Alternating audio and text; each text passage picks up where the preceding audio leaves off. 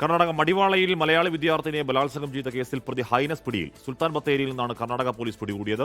അന്വേഷണത്തിൽ വീഴ്ച വരുത്തിയ മടിവാള പോലീസ് സ്റ്റേഷനിലെ SIക്കെതിരെ വകുപ്പ് തല അന്വേഷണം തുടങ്ങുകയും ചെയ്തു.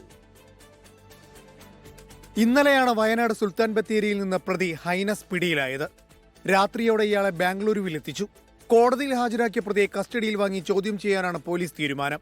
പെൺകുട്ടിയെ അപമാനിച്ച് അന്വേഷണത്തിൽ കാലതാമസം വരുത്തിയ മടിവാള SIക്കെതിരെ വകുപ്പുതല അന്വേഷണവും പ്രഖ്യാപിച്ചിട്ടുണ്ട്.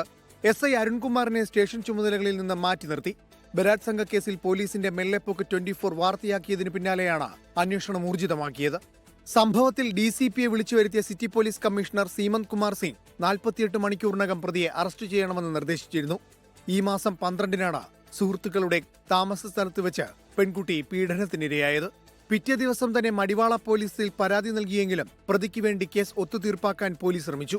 കേസ് ഹണി ട്രാപ്പാണെന്ന് വരുത്തി തീർക്കാനും ശ്രമം നടന്നു.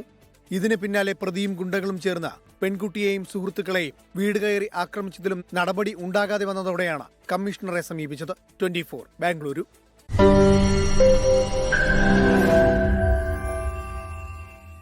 ലോകത്തെവിടെയായാലും ഏത് സമയത്തും 24 വാർത്തകളും ഓഗ്മെന്റഡ് റിയാലിറ്റി പാക്കേജുകളും എക്സ്പ്ലെയിനറുകളും വിശദമായി കാണാൻ ഞങ്ങളുടെ YouTube ചാനൽ നിങ്ങൾക്ക് സബ്സ്ക്രൈബ് ചെയ്യാം.